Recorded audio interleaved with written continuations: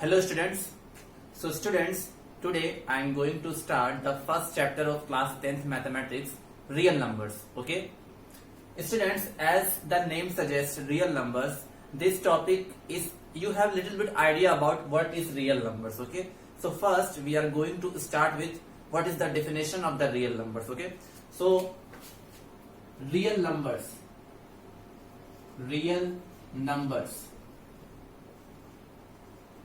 In 9th class students, in 9th class, you have understood that real number are the combination of rational and irrational numbers. Okay, that is also true. Real numbers are the combinations of rational and irrational number. But the actual definition of real number is that a number whose square is non-negative is known as the real number. This is the actual and appropriate definition of real numbers. I am going to repeat it again. The number whose square is non-negative is known as the real number. So the same definition we will write here. The numbers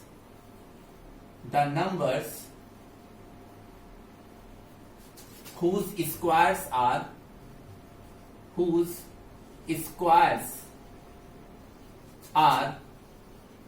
non-negative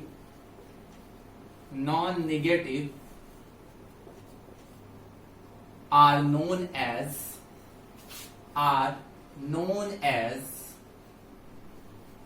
real numbers. Okay, so this is the appropriate definition, but the second definition is also true. Okay, second definition is also true. Okay, or we can say, now first listen, read this definition carefully. The numbers whose square are non-negative. We all know that the square of a negative number as well as the positive number is positive in the earlier classes. But students, when a negative number is present inside the square root sign, so when you will do the square of that number, that square will be negative. So that will not be a real number. That's why I have written the numbers whose square are non-negative are known as real number. For example I can write example like suppose 4 is a real number, because when you will do the square of 4 you will get 16 and this is positive. Okay, similarly minus 1 is also a real number, because when you will do the square of minus 1 you will get 1 only, so 1 is also a positive number. 0 is also a real number, because the square of 0 is also non-negative. 0 has no sign, neither it is positive nor it is negative. Similarly, if I will take the fraction like 1 by 3, when you will do the square of 1 by 3, again it will come positive. Or if I will write minus 1 by 3, again its square will be positive. So whenever you have to check whether a given number is real number or not, just do the square of that number.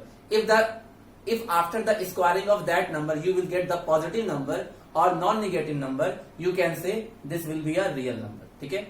Now, etc. Suppose you have to check, student, under root minus 3. Check, suppose I have written one example. Check under root minus 3 is a real number or not. Okay? Suppose you have to check this, it is a real number or not. So what I said, real number whose square is always non-negative. It can be 0, it can be positive, but it cannot be negative. So when I have to check this number is real number or not, I will do the square of that number. Okay? I will do the square of that number. Okay? And after the square of that number, we know that when we do the square of square root, the sign of square root eliminates. So what will be left? Only minus 3. Now you can see, after the square of this number, we got minus 3, which is a negative number. So it means that this will not be a real number. So under root minus root 3 is not a real number. Okay? Is not a real number. With the help of this definition, student, you can easily check whether a given number is real or not. Okay? And this type of number is known as the imaginary number. Imaginary number are those numbers in which the negative number are present inside the square root or cube root sign. ठीक है, you can see this is the sign of square root and inside the square root negative number is present, so it means that this will be a imaginary number. ठीक है, we can say if you want to take extra information, so you can take minus root 3 is a imaginary number. The number which are not real, the number which are not real is known as the imaginary or complex number. ठीक है, which you will study in the 11th class. ठीक है, so I can say minus root 3 is a imaginary number. ठीक है, so with the help of this property, student, you can easily check whether a given number is real or not. One more example I can give, like suppose check root 5 is real number or not. ठीक है, so if you have to check root 5 is real or not, so we can say root 5, we will do the square of root 5, so square of root 5 will become 5 and 5 is a positive number, this is a positive number, so it means that after the squaring of that number we get the positive number, so it can say that root 5 is a real number. Root 5 is a real number. And class 9th student, in class 9th you have studied that root 5 is a irrational also. Root 5 is a irrational also. So that's why there will be the another definition of real number is that real numbers are the combinations of rational and irrational. See, whatever number I have written here, these are the rational number. Okay? And in this example, root 5 is an irrational number. So altogether we can say that real number is also the combination of rational and irrational. So it means that there will be two definitions of real number. One is this one. With the help of this definition, you can easily check whether a given number is real or not. Okay? The first definition is that the numbers whose square are non-negative are known as real number. And the second definition is that real numbers are the combination of rational and irrational. Okay? So I think you have cleared this point. Okay? And you can write the second definition also. So please note down it as quick as you can. And if you have not written down, then take the screenshot. After that you can write. Now see here. So little bit idea I have given you about real numbers. Okay? So this is the first definition, or in some books, students, in some books the definition of real number is given like this also, or करके, or real numbers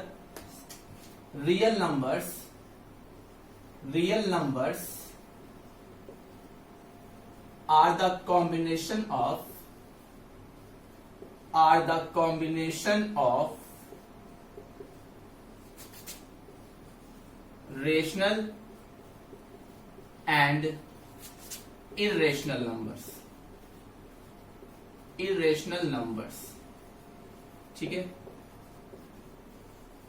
Now with the help of these definitions, student, you can write many examples, like see 4 minus 2 1 by 3 minus 7 by 4 under root 2 pi, etc. See, the first 4 examples are the example of rational number and the last 2 is the example of irrational number, and all together these all are known as the real number, because real number is the combination of rational and irrational. It means that rational numbers are also real number and irrational numbers are also real number. It is clear to you? So I think it is clear to you. Now one more thing I want to remind, that in class 9th student, the first chapter in maths was number system. Okay? And the first day of that chapter, the teachers have told you that in number system can be divided into two parts. One is real number and the other is imaginary number, which are also known as complex number. So one more time I can draw that table, okay, so that your confusion will be cleared. Okay? Now We all know that, students, in the mathematics, numbers can be divided into two sections. Okay, numbers can be divided into two sections. Now, if we talk about the number system,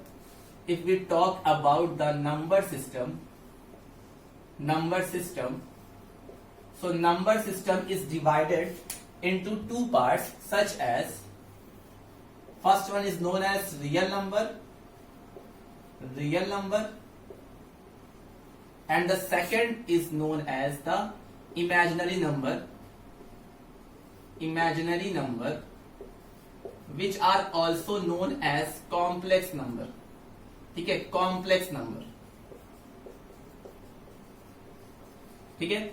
Now again, real number can be divided into two parts, rational and the second is irrational. Okay. And in rational also there are many numbers like whole number,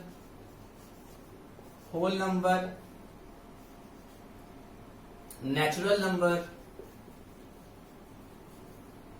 fractions, integers, etc. Or we can say decimal number. Okay. So this is the classification of the number system. If anybody asks you what is the example of imaginary number, so the example of the imaginary number you can write in this way, that when you have to write the imaginary number, you should take any square root or cube root sign. Inside the square root or cube root, you write the negative number like under root minus 2.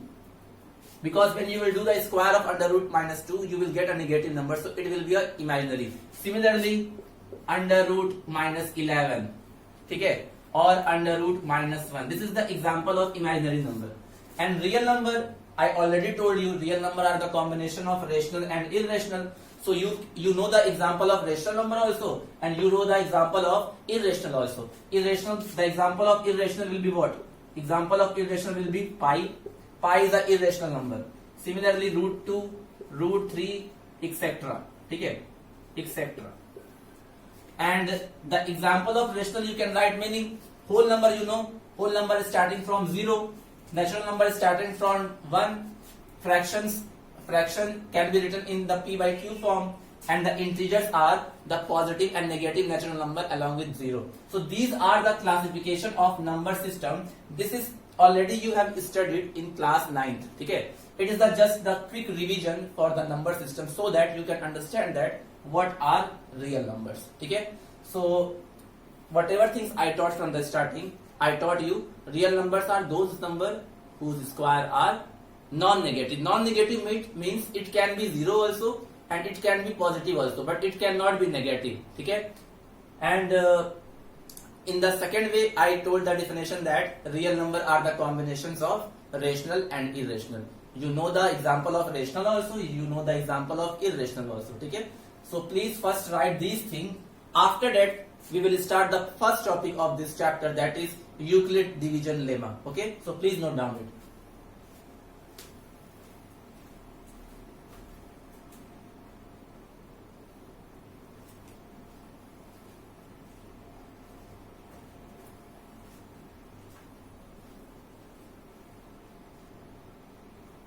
Now student, our first topic of this chapter is that Euclid Division Lemma. Okay, Euclid Division Lemma.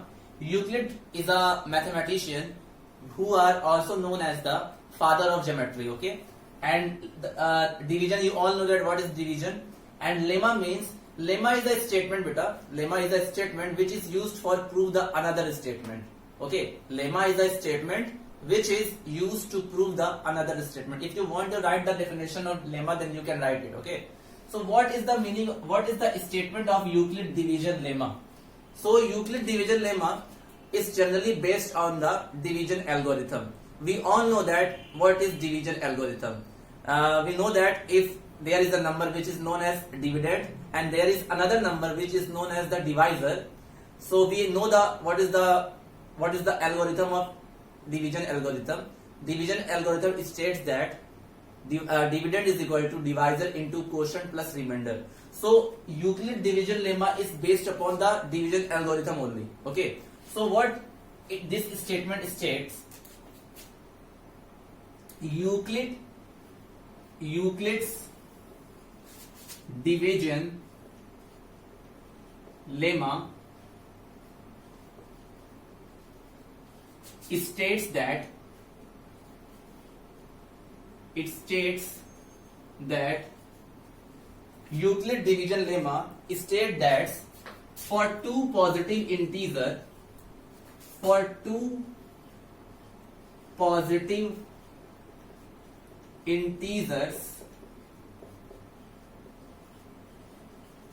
A and B,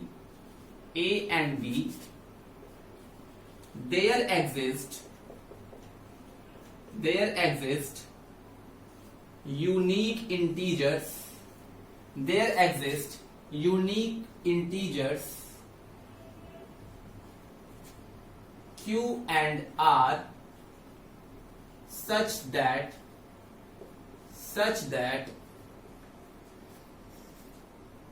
A is equal to BQ plus R, where B is greater than or equal to 0 and less than R. Okay? This is the statement of Euclid division lemma. Okay? This is the statement of Euclid division lemma. So I know that most of you will be confused that, sir, what is this? Okay? So it is actually the division algorithm. See, what Euclid explains that Euclid division lemma states that for two positive integers, we all know that integers are positive also and negative also. So this Euclid division lemma is applied only for the positive integers. Okay? So one thing you should keep in the mind that this lemma can be applied on the positive integers. Okay? So what this lemma states that for two positive integers A and B,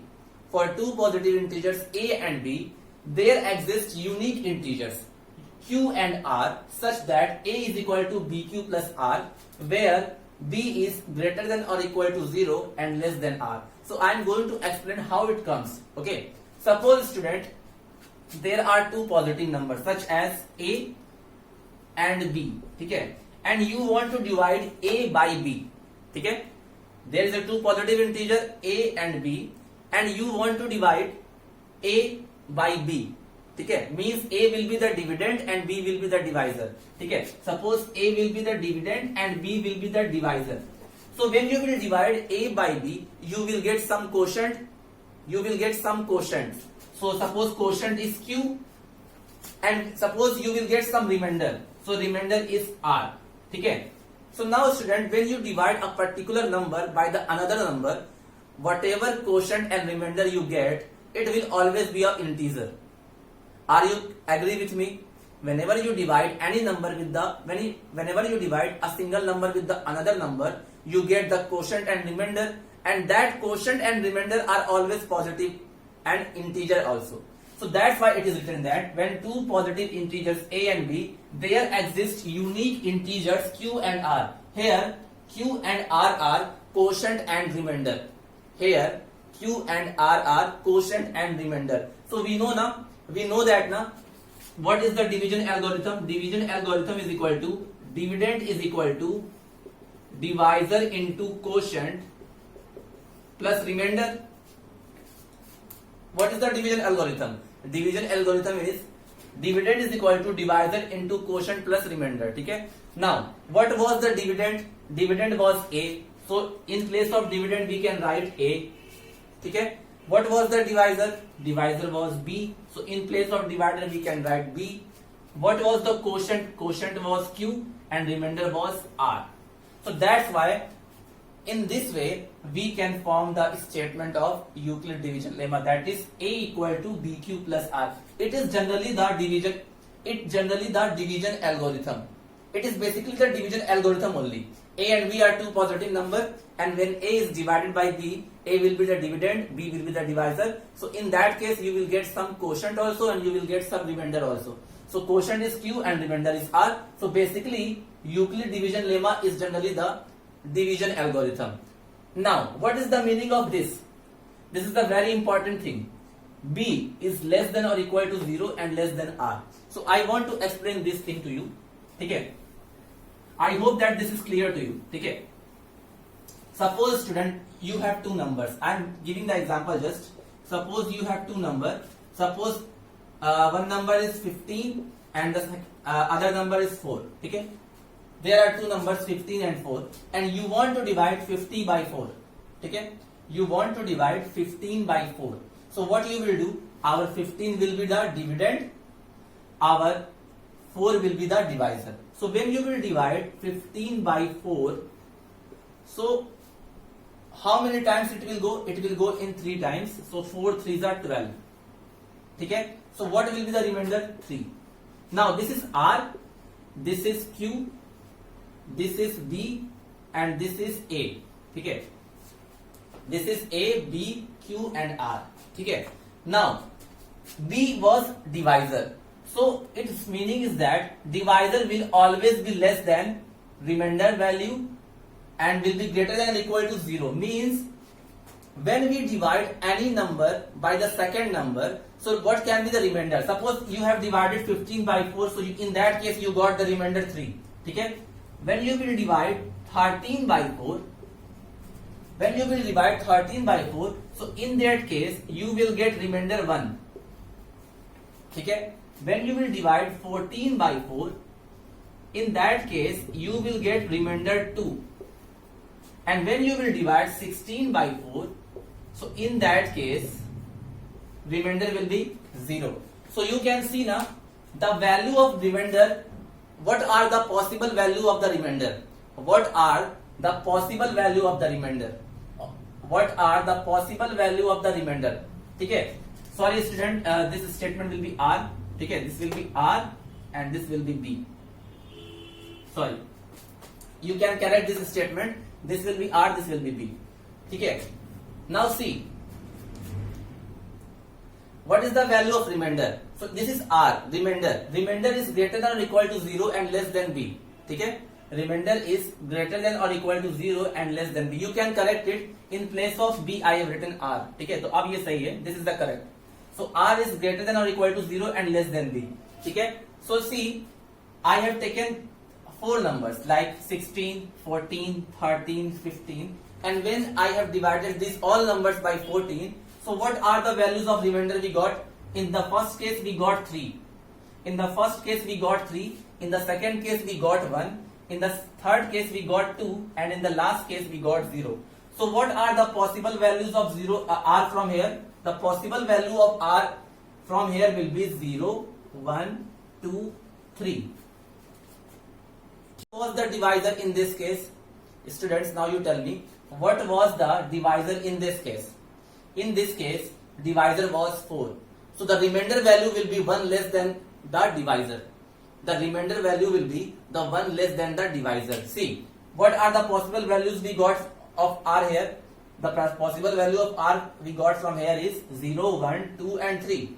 Similarly, if we divide any number by 5, suppose if we divide any number by 5, so what are the possible value we got for remainder? Suppose if you have one number A and the other number is B and you want to divide A by B. You want to divide A by B. So what are the possible values will be of the remainder we can get? So the remainder value will be 0, 1, 2, 3 and 4. 1 less than the divisor. Always we get 1 less than the divisor. The number of values will be the same. The number of values will be the same. Means if divisor is 4, so there will be the 4 values of R. But what are the values? Values will be started from 0 and will be 1 less than the divisor. Okay? So this statement only clarifies this only. Okay? Ki R will be greater than or equal to 0 and less than B. Okay? R will be greater than or equal to 0 and less than B. Means that whenever we divide any number, whenever we divide a number with the another number, so one number will be the dividend and the other number will be the divisor. Okay? So what are the possible value of the remainder? The possible value of the remainder will be equal to the number of values of divisor, and it will be 1 less than the divisor. Means if the value of b is 5, so there will be 5 values of remainder. There will be the 5 values of the remainder, and what are they? That will be 0, 1, 2, 3, 4. Okay? Number of values will be same. Number of values will be same to the divisor, but it will be 1 less than the divisor. Means divisor was 5, so it will go up to 4 only. Similarly, if the divisor is 6, so the number of values of the remainder will always be 6, but it will be 1 less than the divisor, like 0, 1, 2, 3, 4, 5. Okay? So this is the meaning of this statement. Okay? So, and how it comes? It can come by taking any two number. Okay? You can take any value of the divisor and dividend, so that you can get the required result. Okay? So this is actually the Euclid Division Lemma. Okay? And this line, whenever you write the Euclid Division Lemma, you should write this thing also, because it is most important. Earlier I was written here B and here R. Okay? So that was wrong. So that's why I have corrected. Here will be R, here will be B. Okay? So the value of remainder is always greater or equal to. The meaning of this is R is greater or equal to 0 and less than B. And see, what is this? This is actually the division algorithm. A and B was two numbers. So suppose I have taken A as dividend and B as divisor. So if A is dividend, B is divider, so there exists unique integers Q and R. So suppose Q is quotient and R is remainder. So by the division algorithm, we can get that A is equal to BQ plus R, and this statement is nothing but the Euclid Division Lemma. Okay? Where R is greater than or equal to 0 and less than B. Okay? One more time, suppose the value of divisor is 4. The value of divisor is 4. So what are the possible values of R? R की value क्या हो सकती है? The possible value of R will be start from 0 and it will go up to 3, 1 less than the divisor. Similarly, if the value of B will be 7, so the possible values of R will always be 7, but its value will go up to 6 only. यानी कि 0, 1, 2, 3, 4, 5 and 6. ठीक है? By this statement. ठीक है? Similarly, if the value of B is 2, so the number of values of the remainder will always be 2, but it will start from 0 and it will go up to 1. So whenever we divide any number by the second number, the remainder values starts from 0 and it will be 1 less than the divisor. Okay? Means if the value of B is 10, so the value of R will start from 0 and it will go up to 9. Okay? This is this statement. Okay? So this is the Euclid Division Lemma. Okay? Now, what is the use of Euclid Division Lemma? So I am going to write it here.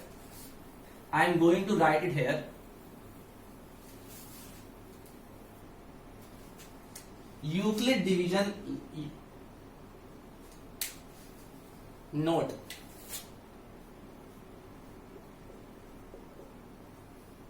Euclid Division Lemma. Euclid's Division Lemma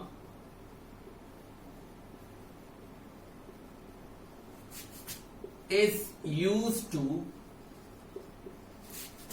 find the HCF of two positive numbers. Okay, two positive numbers. Euclid Division Lemma is used to find the HCF of two positive numbers. Okay, so you can note down it.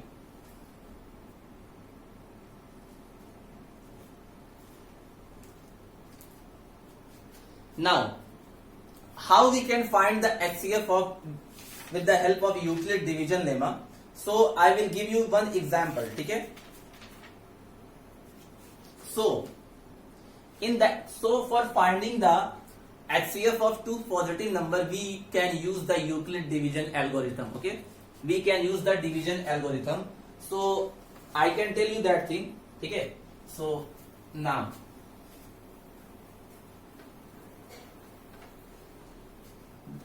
student, lemma, you know what is the lemma? Lemma is a statement which is used to prove the another statement. Okay.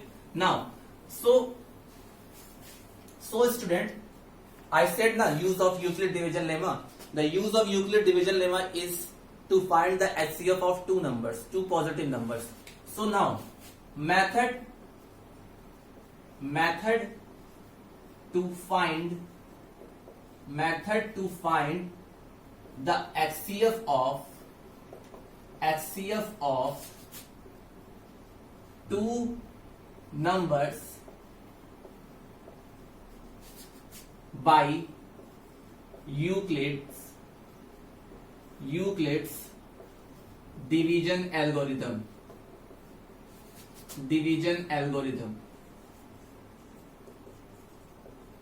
ठीक है, Euclid division algorithm. ठीक है, algorithm is the steps. What is the meaning of algorithm? Algorithm means the steps which you use to solve the particular question. Whenever you solve the questions, you write the few steps. That steps are known as the algorithm. Okay. So with the help of Euclid division algorithm, how can we find the HCF of two numbers? So I can explain you this with the help of one example. So now I can write the example. Suppose this is the question. Use Euclid division algorithm. Use Euclid's division algorithm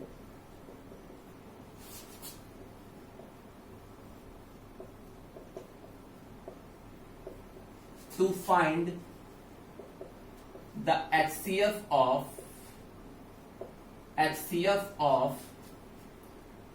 135 and 225. Okay. With the help of Euclid division algorithm, how can we find the HCF of 135 and 225? Okay. So now, what is the steps, student? So I am going to write the steps in this question. How can we solve? Suppose this is two numbers now, 135 and 225. So out of two numbers, one number you have to assume as A and the second number you can assume as B. Now, in the two numbers, there will be one greater number and there will be one smaller number. So always what you do, you always assume A as greater number and B as smaller numbers. So what we do, we can assume let A equal to 135 and A equal to 225, A equal to 225 and B equal to 135. What can we do? In the first step, we have to assume these two numbers as A and B. A will be the greater number, B will be the smaller number. Okay? We can write is A is greater than B, because dividend should be the greater than the divisor, so that now you will divide. So dividend will always be greater than the divisor. So A will be the dividend and B will be the divisor. So the value of A will be 225 and the value of B will be 135. Now what is second step? Now you have to use Euclid division algorithm now. So now divide 225 by 135. Okay. So how many times it will go, beta? It will go up to 1 times. So now up to 1 times. Okay. So what will come? 135. Now 5509. So 90 will left. So what will be the first step? The first step will be 225 is equal to 135 into 1 plus 90. Is it clear? We have used the Euclid division algorithm. Dividend is equal to divisor into quotient plus remainder. I can write it A equal to BQ plus R for explaining you. ठीक है, यही तो होता है. So 225 was the dividend, 135 was the divisor, 1 is the quotient and 90 is the remainder. ठीक है. Now what will come in the second step? In the second step, beta, this remainder will become the divisor and this divisor will become the dividend. Are you getting my point? First step you can do. Now in the second step, whatever will be that remainder, that will become divisor. Whatever will be the remainder, that will become the divisor, and whatever was divisor, that will become the dividend. So it means that now what we will do, we will divide 135 by 90. We will divide 135 by 90. In the second step, that divisor will become dividend and that remainder will become the divisor. Now what you do, you divide 135 by 90. So again it will go one time. So now 90. So it will come 45. So this is the second step now. So in the second step, 135 is divided by 90. So it go one time plus 45. Now again the third step will be the same as the second step. Now again in this case, the divisor of the second step, will become the dividend and the remainder of the first step will become the divisor. So now 90 will be divided by 45. 90 will be divided by the 45. So how many times it will go? 2 times. 0. Now, so again in the third step, student, in the third step we can write 90 is equal to 45 into 2 plus 0. We can write now. Now, you can see that division ended, means division is completed because remainder we got 0. So now, in the last step, in which step the remainder becomes 0? In the third step, remainder becomes 0. Okay? So, the divisor of the third step will be the HCF of the two numbers. Means that in the last step only, remainder will be the 0. In the last step, remainder will be the 0. When the division stops, it means that remainder will be the 0. So in which step the remainder is 0, the divisor of that step was 45. Okay? So that 45 will be the HCF of two number. So this is basically the Euclid division algorithm to find the HCF of two numbers. Okay? I am going to explain one more time. With the help of Euclid division algorithm, we need to find the HCF of these two numbers. So we have to assume one number as A and the second number as B. Okay? So what you do, you assume larger number as A and the smaller number as B. So I have assumed A is equal to 225 and B is equal to 135. Now we need to use the Euclid division lemma, Euclid division algorithm. And Euclid division algorithm is generally the division algorithm. Dividend is equal to divisor into quotient plus remainder. So now what we do, we have to divide 225 by 135. So in the first step, it divided by 1 times, so remainder will be 0. So we can represent this algorithm by this step, like 225 is equal to 135 into 1 plus 90. Okay? Now, what we will do in the second step? We will do the second step is that the divisor of the first step will become the dividend in the second step. So now you can see that in the second step, 135 becomes the dividend and this remainder becomes the divisor. Okay? So again we have divided 135 by 90. So again it goes 1 time. So in that case remainder was 45. So in the second step, with the help of the Euclid division algorithm, can be represented by this. 135 is equal to 90 into 1 plus 45. Now again this process continues until the remainders come 0. This division algorithm continues until the remainder comes 0. And when the remainder comes 0, the division stops. Okay. So now in the second step, we got 45 as remainder and the 90 as divisor. So in the third step, that 90 will become the dividend and this 45 will become the divisor. So again we have divided. So when 90 is divided by 45, it goes 2 times and in that case remainder will be 0. So again this step can be written like this. Dividend is equal to divisor into quotient plus remainder. Okay. So now in which step the remainder becomes 0? We can see that in the last step remainder becomes 0. Okay. So the divisor of the last step in which the remainder becomes 0 is known as the HCF of two numbers. You can see this is the last step. Why it is the last step? Because remainder becomes 0. If the remainder was not 0, so division continues. Okay? Division continues until the remainder comes 0. And when the remainder comes 0, division stops. So remainder is 0. So in that step, division stops. So the divisor of the last step, you can see that divisor of the last step was 45. So this means that the 45 will be the HCF of two numbers. So this is actually the method of how to find the HCF of two numbers with the help of Euclid division algorithm. Okay, so I think whatever things I taught you today, that is clear to you. Try to revise all the things. The remaining things of this chapter we will discuss in the next part, students. So till then, have a nice day. Take care. Thank you.